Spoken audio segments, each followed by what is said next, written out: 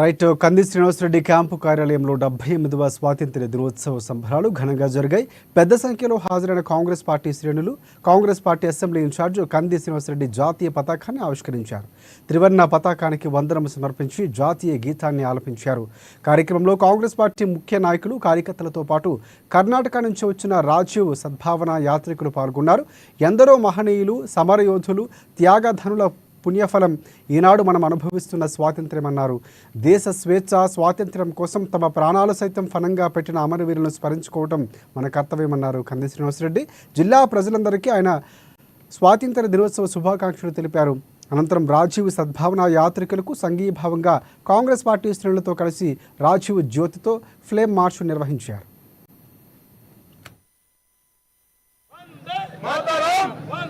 ఈరోజు భారతదేశ 78వ స్వాతంత్ర దినోత్సవ వేడుకలకి కాంగ్రెస్ పార్టీ ప్రజాసేవా భవన్ లో క్యాంపు కార్యాలయంలో కాంగ్రెస్ పార్టీ శ్రేణులు, నాయకులు, అభిమానులు అందరి సమక్షంలో ఇంత చక్కగా నిర్వహించుకోవడం అదృష్టంగా భావిస్తా ఉన్నా. 78వ స్వాతంత్ర దినోత్సవ శుభాకాంక్షలు ప్రజలందరికీ, ఆదిలాబాద్ ప్రజలకి, తెలంగాణ ప్రజలకి. మా నాయకుడు రాహుల్ గాంధీ గారు, రేవంత్ రెడ్డి గారు చెప్పినట్టుగా రాజ్యాంగ పరిరక్షణ ఈ రోజు నరేంద్ర మోడీ వల్ల రాజ్యాంగమే, దేశ రాజ్యాంగమే సంక్షోభంలో పడింది. అనేక రకాలుగా ఇబ్బందులకు గురవుతా ఉన్నది. బడుగు బలహీన వర్గాలు, ఎస్టీ, ఎస్సీ, బీసీ, మైనార్టీ ప్రజలందరూ కూడా అనేక రకాలుగా వాళ్ళు అష్ట కష్టాలు పడుతా ఉన్నారు. వారందరికి కూడా బాగుండాలి, దేశం సుభిక్షంగా ఉండాలి, ఈ దుర్మార్గపు పాలన పోవాలి, మంచి పాలన కాంగ్రెస్ నాయకత్వంలో రావాలి. అప్పుడే కాంగ్రెస్ పార్టీయే దేశానికి శ్రీరామ రక్ష అని సందర్భంగా తెలియజేస్తా ఉన్నాం. 2 లక్షల రూపాయల రైతుల రుణమాఫీ, 31,000 కోట్లు పెట్టి తెలంగాణ రాష్ట్ర ప్రభుత్వం మా ముఖ్యమంత్రి రేవంత్ రెడ్డి గారి నాయకత్వంలో ఒక అద్భుతంగా 31,000 కోట్లతో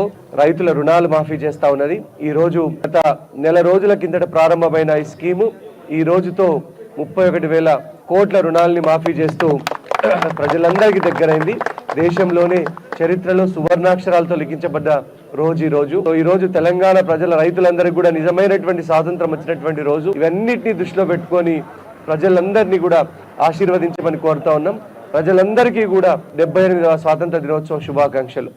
వి wish all the Indians, Telanganites and Adilabad people a very happy Independence Day. गरीबी लोगों का सबका साथ कांग्रेस पार्टी रहेगा. We wish